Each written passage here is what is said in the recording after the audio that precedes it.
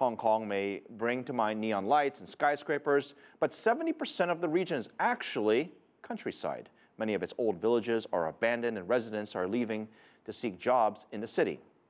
Now a project is aiming to restore one ghost village to promote ecotourism. Pak Yu has this. Just a stone's throw away from the clustered urban life of Hong Kong lies tranquility. Here at Lai Chi Wo Village, David Sang was born and raised. But along with other villagers or Hakka people, David left Lai Chi Wo 40 years ago seeking a better life elsewhere. His journey took him to Britain, where he lived and worked for the best part of the next 4 decades. I only realised the beauty of the village after I spent time away. I used to check out the village once every couple of years, and the more I came back, the more beautiful it looked. It felt nostalgic. In 2010, the 56-year-old decided to return and restore the village to its old self. Supported by the University of Hong Kong's Kaduri Institute, David began a project aimed at reviving the 400-year-old village after more than 30 years of abandonment.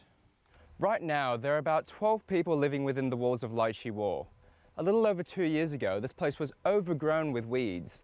But since the project started, an experiment that founders hope to expand across other rural developments, villagers of Lai Chi Wo have harvested their 3rd crop of homegrown rice.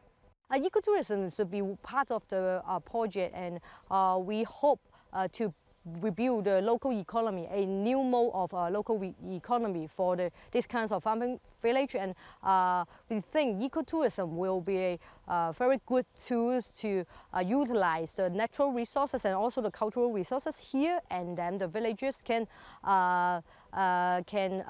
make their living from the ecotourism here. But running an ecotourism site in a village like Lai Chi Wo requires government support. And so far, the project's been met with resistance. Authorities won't grant the villagers permits to run guest houses or licenses for them to sell their produce. They've rejected proposals to address transportation issues as well.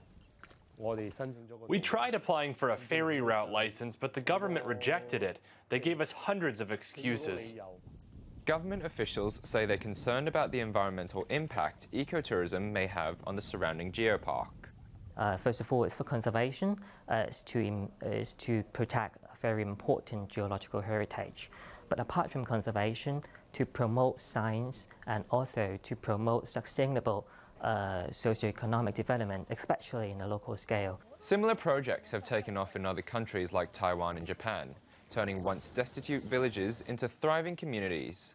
But without support, David's dream of reviving his home may just fade away. Pak Yu in Hong Kong for CCTV.